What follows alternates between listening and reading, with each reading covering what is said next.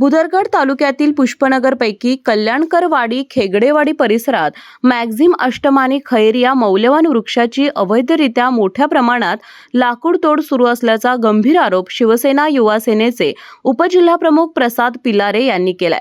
या प्रकाराकडे वन विभाग जाणीवपूर्वक दुर्लक्ष करत असून संपूर्ण प्रकरणात अधिकाऱ्यांचा निष्काळजीपणा स्पष्ट दिसून येत आहे।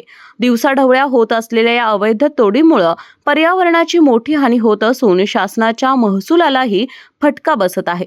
स्थानिक नागरिकांनीही वारंवार तक्रार करूनही ठोस कारवाई होत नसल्याने वन विभागाचा भोंगळ कारभार उघड झाला आहे।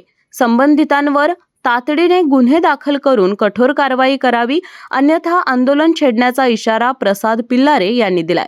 या प्रकारामुळे परिसरात संतापाची लाट उसळली असून प्रशासनाने तत्काळ हस्तक्षेप करून अवैध लाकूड तोड थांबवावी अशी मागणी नागरिकांकडून होत आहे। जनप्रवास लाईव्हसाठी शेंडूरहून अजित बोडके।